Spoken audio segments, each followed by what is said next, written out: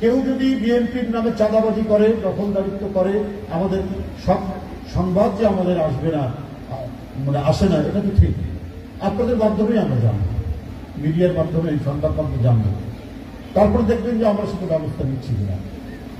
ইতিমধ্যে ২৫০০ থেকে ৩০০০ বিএনপি, যুবদল, ছাত্রদলের নামে যারা বিভিন্ন জায়গায় চাঁদাবাজি করেছে, নানা ধরনের হানাহানির সাথে যুক্ত, এগুলো বহিষ্কার করা হয়েছে।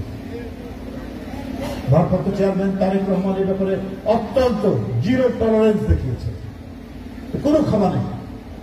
রাজনীতি মানে হচ্ছে মানব কল্যাণ, মানুষকে শান্তি দেওয়া, মানুষকে স্বস্তি দেওয়া।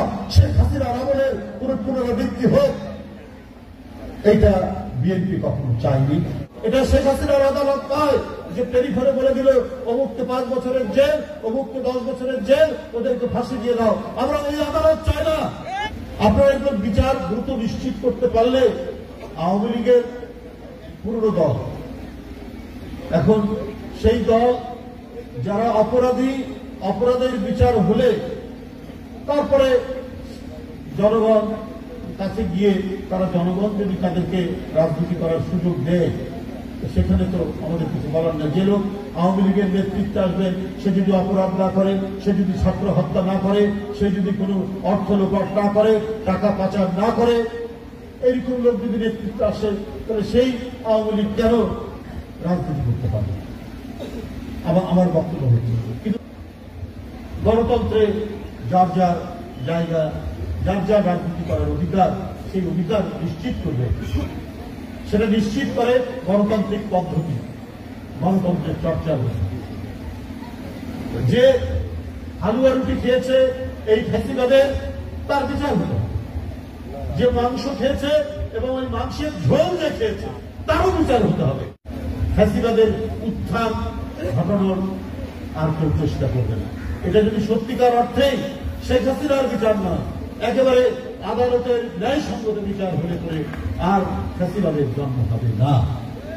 তখন কে বিচার, কে রাজনীতি করবেন না করবেন, সেই দায়িত্ব জনগণ নিয়ে তাকে সেইভাবেই তাকে সমর্থন করবে জনগণ। বাংলাদেশে বিভিন্ন সময় আমাদের যে দুর্যোগ মুহূর্তগুলো উপস্থিত হয়, সেই প্রাকৃতিক দুর্যোগ মুহূর্তগুলোর সময়ও বাংলাদেশ জাতীয়তাবাদী দলের প্রত্যেকটি নেতাকর্মী সবসময় সাধারণ মানুষের পাশে গিয়ে, সাধারণ মানুষকে সাথে নিয়ে, সাধারণ মানুষের সহযোগিতার দিকে হাত বাড়িয়ে দিয়ে সবসময় সাধারণ মানুষকে সাথে নিয়ে আমাদের এই পথ চলে। বাংলাদেশ জাতীয়তাবাদী দল একটি মানবিক দল। গত ৬ মাসে আপনারা সংস্কারের কথা বলছেন, আমি আবারও বলছি যে কোন সংস্কার দৃশ্যমান আমাদের চোখে এখন পর্যন্ত পড়ে নাই। বাংলাদেশের রাষ্ট্রীয় প্রতিষ্ঠানগুলো এখন পর্যন্ত একটি অস্থিতিশীল অবস্থার ভিতরে রয়েছে, কোথাও কোনো স্থিতিশীলতা নাই। স্বৈরাচার মুক্ত হতে পারেনি। স্বৈরাচারের দোসররা এখনো রাষ্ট্রীয় প্রতিষ্ঠানগুলোতে তারা বসে বাংলাদেশের মানুষের বিরুদ্ধে, বাংলাদেশের বিরুদ্ধে ষড়যন্ত্র করে বেড়াচ্ছে।